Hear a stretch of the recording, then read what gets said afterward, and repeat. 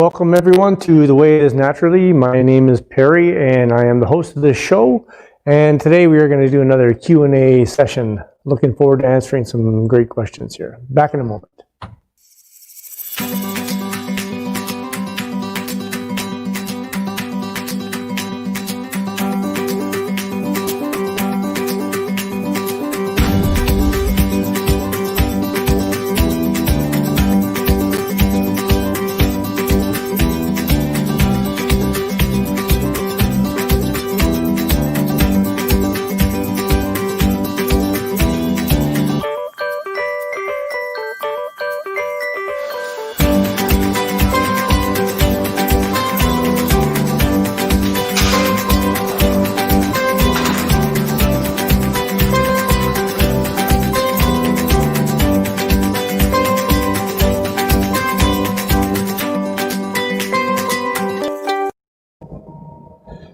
Welcome back everybody. Just give me a moment here. I'm just trying to get myself hooked back up here. I seem to have a problem here with my headset. Should only be a second.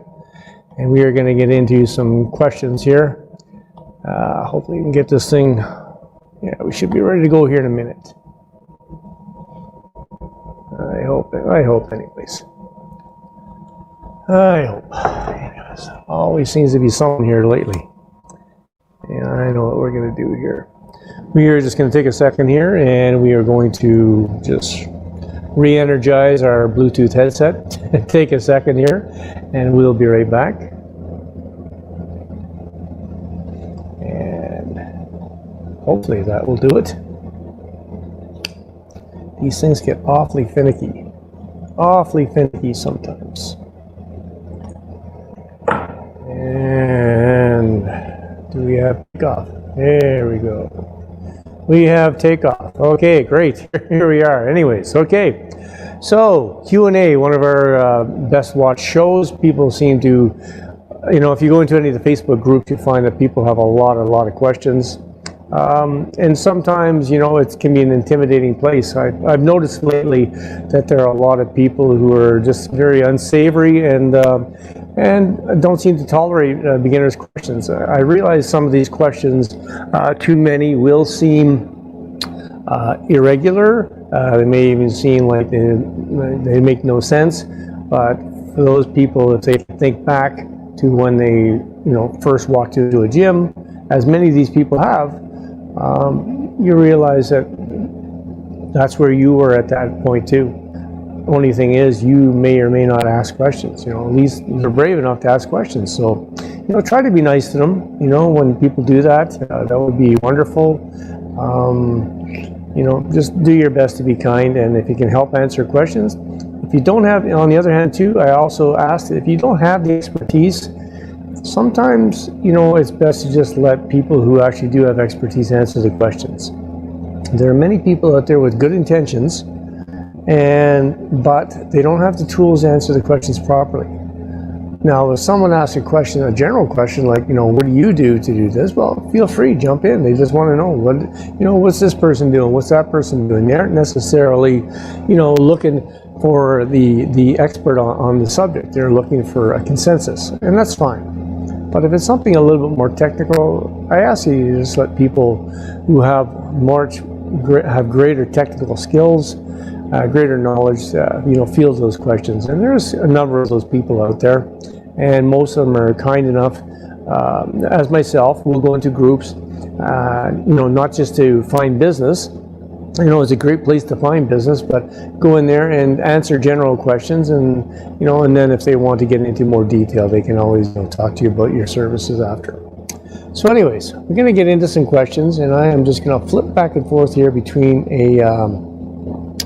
another screen that I have. It shouldn't affect you anyways. And hopefully I got the here we go. Okay, we're going to start off here with a question, and it is, let's bring it up. How's he saying this? He says, kind of offbeat English here. He says, but his name is Derek. He goes, y'all with knowledge, my weight training coach said if I do too much cardio, I'll stop burning fat and start to burn muscle. Is this true? Okay, Derek, two things.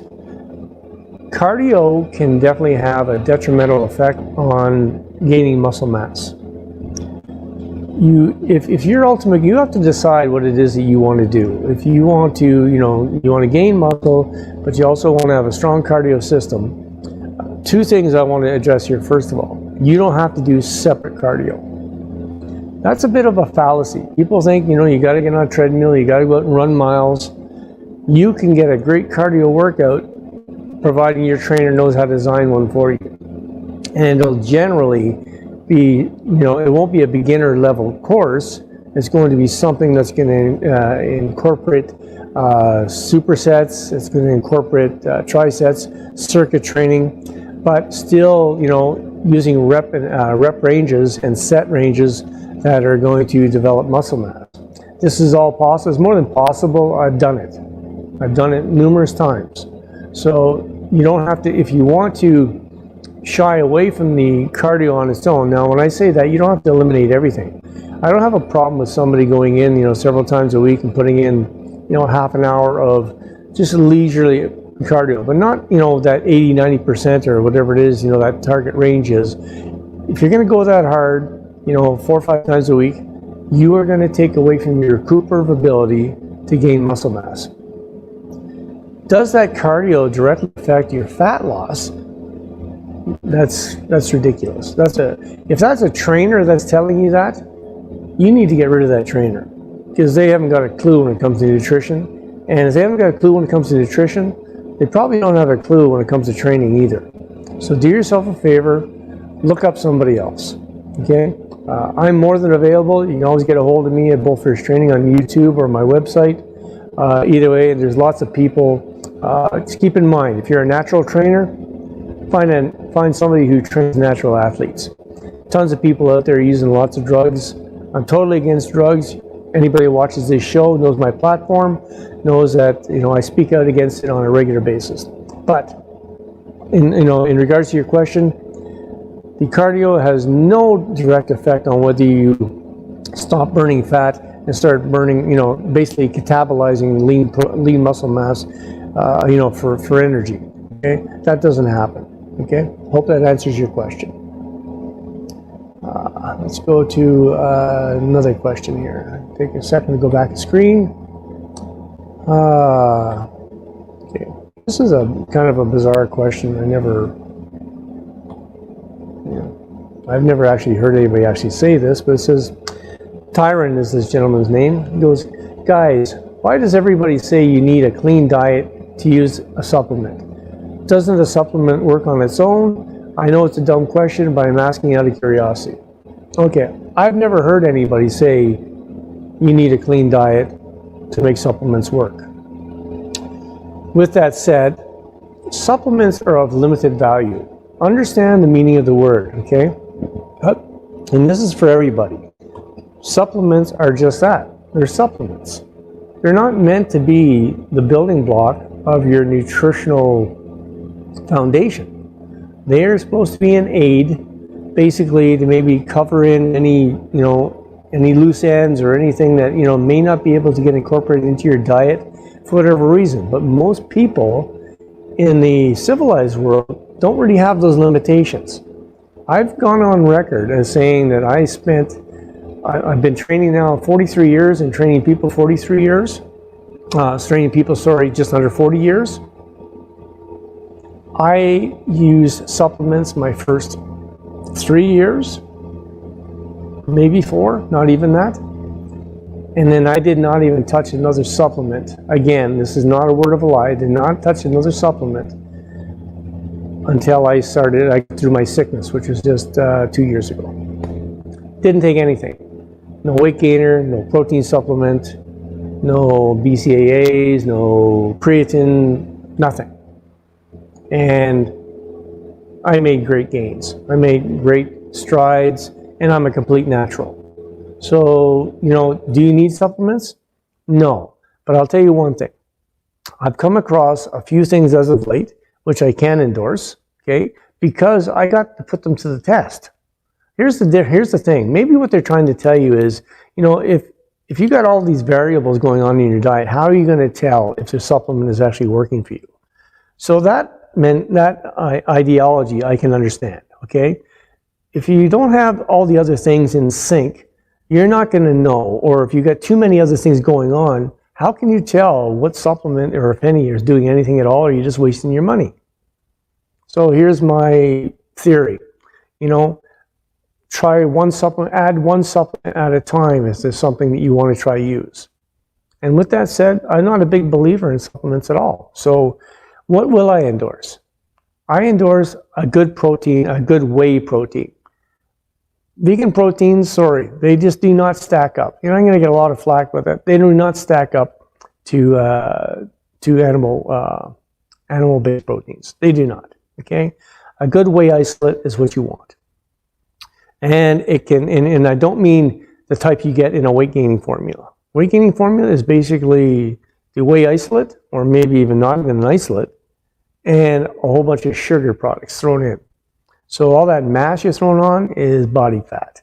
You know, even if you're not tremendous, you know, you're not having folds of fat hanging off you, you're gaining a lot of intramuscular and intermuscular fat. There's no two ways about it. It may not be, you know, just under the dermal layers, and it may not be, you know, that, anyways, that obese-looking fat, but you're carrying a lot of fat, and that's why many times when you start a diet or a cutting phase or whatever the case might be, that, you know, you may see the scale, you may even see the scales drop, you know, considerably over the first month or two, but you're not seeing anything visually.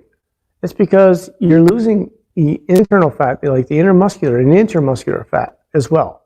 The body decides where it comes from first, which is why many people, leading on to another question, which I'm not going to address today because I address it all the time, about, you know, midsection fat and any way to zero in on it. And the answer to that is no. So my point here is good protein powder, good whey isolate. I'm not going to recommend a brand. Also creatine. I had a chance to use creatine. I decided, I mean, when I got sick, and for those of you who don't understand or know anything about my story, feel free to check out that YouTube video. It should inspire you to understand, to get through things. If you've ever had dark periods, you know, both physically, financially, you know, personally, and have it all happen at once and get through it, this story will help you, okay? And just to show you that you can come out the other side. But anyways, getting back to my reasoning here. I actually thought for the first time in my life that I would consider going on PEDs. And the reason being, that's what PEDs were designed for. PEDs were originally designed for people with medical issues. Any type of anabolics, they were designed with a medical reason, not for a sports reason. You know, yes, we've gone on to create all these designer drugs now, and it's just gone horrific, okay? But originally, all those basic anabolics were designed for medicine. But sports world got a hold of it, found a way to abuse it, and away we go, okay? So the medical implications for me, I mean, I went from 230 pounds to 169 pounds. I could barely walk. I lost all my muscle. I was dealing I still have, you know, internal issues, which I'll have for the rest of my life, including losing most of my pancreas throughout that ordeal, okay? Anyways, it basically, I was in a fight to even want to stay alive. And I needed something. I needed, after all those years of training, at that point, I had almost 4 decades under my belt. And I needed to do it. It was part of me. It was my lifestyle.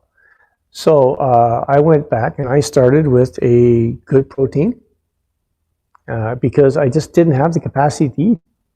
So that's the reason for, you know, that's when it becomes important to supplement.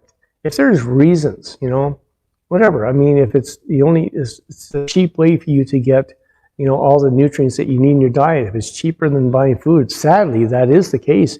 Buying quality food costs a fortune these days, but it can help fill in that gap. Or if you're in the case like me, where I just didn't have the ability to eat and everything tasted like garbage. For 6 months, I had everything I put in my mouth tasted like metal. I don't know if you can even begin to even fathom that, but it tastes like metal. I couldn't eat anything. And I was just wasting away. They tube fed me for months. And I was just lucky to even be alive. So I went out and I got a good protein supplement. And I decided, I did a little homework. I said, you know what? Because while I was in the hospital, I was watching a lot of YouTube videos, and my interest was just starting to bloom again. And I decided that I will try some creatine. And I can tell you that creatine works. Without a doubt, creatine works. And I'm a good test model because I don't have any of those other things going on. There's no anabolics in my system. There's not a pile of these other supplements. There's not even any, supernatural diet that I'm eating. I'm just eating a sound diet as much as I can physically eat, and I'm taking a protein supplement, and I'm taking creatine. And within 3 months, and I went from barely being able to even lift a weight, I went from 3 months, I went from 169 pounds to 205 pounds, and I was in good shape. Think about that. So I'm living proof that some supplements do work, and I do endorse them, okay? So use your supplements, use them sparingly, try them one at a time, see what they do for you. There are other reasons to make you maybe take the odd other supplement. B complex and C, they're water-soluble vitamins. If you sweat a lot, it might be good to take a good multivitamin, multimineral, and a B complex and C. Other than that, the other two I already mentioned are the only ones I really endorse. Other things, I don't believe in energy drinks. I don't believe in these pre-workout and post-workout. If they make you get up and go, make them get up and go. I've never needed that to get up and go. I don't know what's happened to people where they need things like this to make them get up and go. I was just thrilled to get to the gym. That's how it should be. Okay.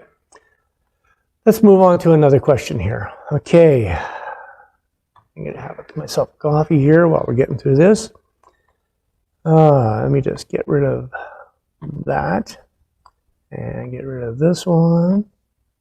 Okay, this kind of falls in line with what I just talked about. It says, Jorge Casola asks, can any of you tell me the right time to drink this? And what he has a picture of some creatine. Many people have weighed in on this. Personally, I don't think there is any specific time where it does the best. You have to understand, your body is not a stagnant pool. It is in continual flux, okay? I think of, the creatine when you take it as, trying to achieve a therapeutic level. And keep it in mind that your body creates its own as well, okay? So if you take certain medications, your doctor will get you to say, he might say, that's the reason why, your instructions might say, take, 2 or 4 pills, for the first 3 to 4 days, and after that, take 1 a day. What that is doing is it's getting you up to the therapeutic level in your body so that, whatever is being broken down into metabolites and on its way out is being replaced by what's coming in. So they're finding that plateau, okay, where it comes in and it's staying at a constant level. So that's why I see creatine. So in my mind, I would say take it at the same time every day. And also, many people have experimented with, and I have myself, and I believe in it, doing a creatine load every once in a while. Meaning, for 3 to 5 days, I will up my intake of creatine from 5 milligrams, which is what I normally take, okay, which is just 1 scoop. Now we'll go up to between 20 and 30 grams, 20 and 30 grams per day. For those, 5-7 days max. And then I'll go the whole rest of the month and I'll be just at 5, okay? It'll super load the muscles, and I honestly believe that system works as well. So when you take it, I don't care if you take it before your workout, take it after your workout. I use it as part of my actual workout drink. So, I take my 24-ounce, shaker jug, put in my scoop, put in my flavoring, off to the gym, and that's what I train on, okay? And it works great. Okay, let's go into another question here. We're going to go back. I'm going to take this one out now. And the next question. Okay, Curry asks, is 8x12 overtraining or too much volume for muscle recovery? And then he asks a second question about some great recovery foods and supplements. I'm not going to address the foods and supplements right now. I'm just going to address the 8x12 overtraining, okay? I don't know, a lot of these things, you have to understand, a lot of these numbers that people hear were numbers that guys like Joe Weider, who, had these original ads in the back of magazine or comic books and, put out the forerunners of today's, every Tom, Dick, and Harry's a trainer now, and they're putting out programs, but, they were the forerunner of, marketing things, and they always came up with these numbers, and something like this was quite commonplace. 8x12, or 6x6s, or whatever the case might be. I'm going to assume this gentleman is talking about per exercise. And if you're going to do, I'm not sure if he has, to me, that's, I read that as 8 sets of 12 reps. Okay, that's how I read it. 12 times 8, or it could be 8 times, it could be even, I don't care either way you sum that up. If it's 8 sets by 12 reps, or 8 sets or 8 reps by 12, either way, I'm getting a bit confused there. But no matter how you sum it up, it's too much. I'm a believer in HIIT training, but even take away HIIT training, go into volume training. I don't believe there's any necessity to do more than 2 to 3 sets. If you can't get done in 2 to 3 sets in an exercise, if it takes you 8 or 12 sets to get done, you basically wasted 8 or 9 sets.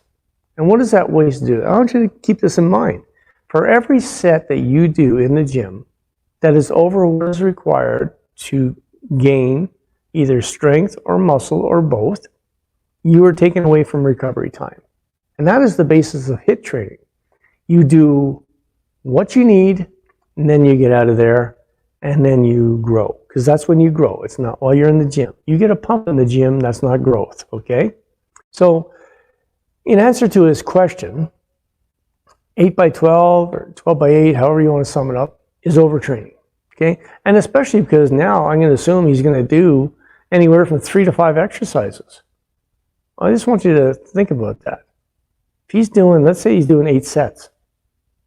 8 sets by 5, he's doing 40 sets per body part. The chances are he's doing it twice a week.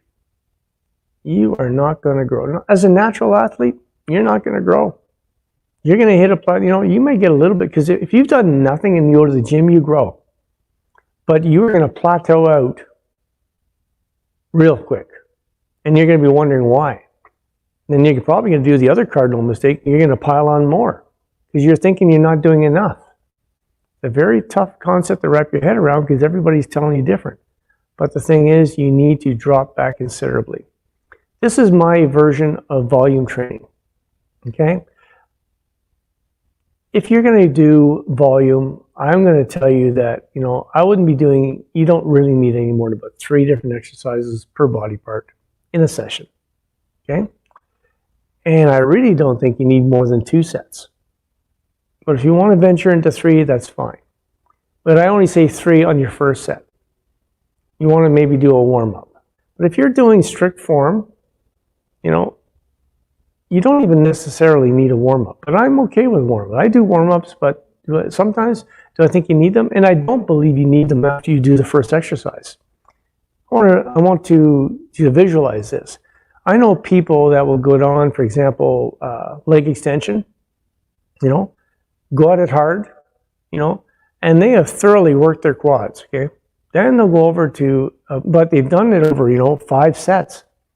Basically the first 3, they get the same amount of repetitions in at the first weight as they did at the 5th weight. So what does that tell you? Those other 4 sets were all warm-ups. They didn't tax you. They don't create growth. Creating growth is, the stimulation to create growth is not done by wearing out the muscle over time. Because if that was the case, long distance runners would have huge quads. Okay? Think about that. It's not. This is, resistance training, okay? You want to basically break that muscle down as quick as possible and then give it as much recovery time as possible, just the right amount of recovery time, then hit it again. That's the ideal system, correct? Okay. So anyways, they'll go from leg extensions, then they'll do another 5 or 7 sets on leg press, slowly building up. I don't understand this, because you've already, if you want to consider all that warm-up work on the leg extension before you hit that final set or final 2 sets, okay, I'll buy that. But why do you need 4 more warm-up sets on a leg press and then do the same thing on squat? And that's what they do. You wasted a whole bunch of energy. You've, wasted your nutrition. You cut in on your rest and recuperation. You're fighting a losing battle, and sooner or later you're going to lose that battle. I see it in the gyms all the time.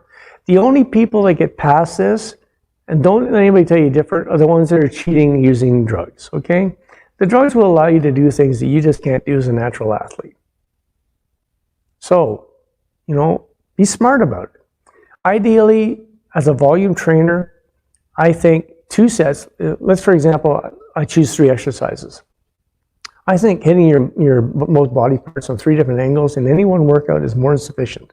So if you go in there and you start off and you do your first exercise, you do a warm up, and then my rep range for me is 6 to 8. 6 to 8 on almost everything. Okay? It's not so low, but it's not so high. It's low enough that I'm working good heavy weight, and not so high that I'm just, I'm basically using feather weights, okay? So I might do a warm-up on that first one, and then I'll dive into a couple of sets of 6, let's say barbell curls. So what I'll do is, this is my goal. As long as I'm hitting 6, I'm okay. I don't want to be below that. So I might do that first set, and if I get 6 and I'm working for it, I might stop at that first set if I was doing volume training. But then when I go to do my second set, I'm taking it right to the end. Follow me? So then I get on my second exercise, there is no warm-up. I'm doing 2 more sets of 6 to 8. Now I'm doing reverse grip curls. And I'm jumping right in there, and as long as I'm in that 6 to 8, I'll do that first set, and I might stop short of complete failure on the first set, as long as I'm getting my 6. If I get 7, or even if I get 8, I might even stop, and then second time. But if I get on there the second time and I go past 8, I keep going till I can't do it no more. Because I want to make sure that the next time I'm coming back in, I'm going up in weight. I hope that makes sense to you. Okay, now we're at 27 minutes, so I think I'm just going to take a few moments at the end, and we're going to wrap that up. I hope that answered at least a number of questions. Let me just finish off things here first before I get back to my main screen. Yes. So anyways, if you could take a moment and join me on YouTube, at Bull Fierce Training on YouTube, and like my videos, and you can watch many of the back issues or back episodes of The Way It Is Naturally. There's going to be a lot more stuff coming up in the very near future. Okay, you can also go to my website, which is bull-fiercetraining.com. Check out what I offer as a personal trainer. I have books on sale. I have a pre-order on sale for books. Sorry. I also have various forms of programs, nutritional and weight training. I have 4 decades plus of training people and training myself. I still train hard. I still compete.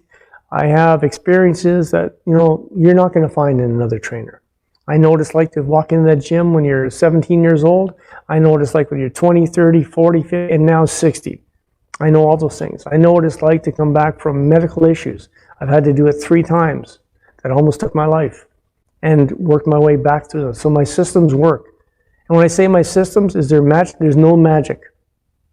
Well thought out patterns, well thought out ideas, tried and true and put to the test. Okay?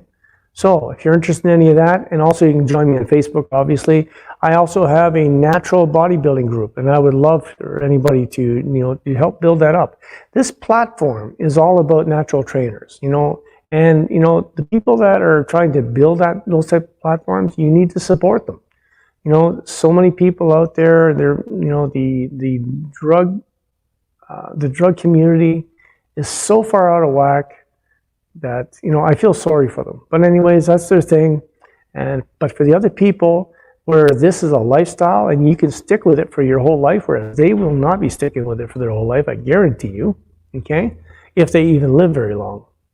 So support the people that do this. You know, go to the natural shows, join the natural bodybuilding groups and natural fitness groups, okay? You know, watch shows like mine, and if anybody else is doing the same thing. You know, I urge you to do all this. Keep in mind, I also do my spotlight show. So if you're in one of those people in a big transformation, or you're getting ready for your first show of your life and you're so energized about it, as long as you're natural, as long as you're willing to inspire somebody else, I'd love to have you on the show for a spotlight show. You can tell your story and inspire others. Once again, my name is Perry. This is the way it is naturally. Get out there, train bold fierce, train natural, take care.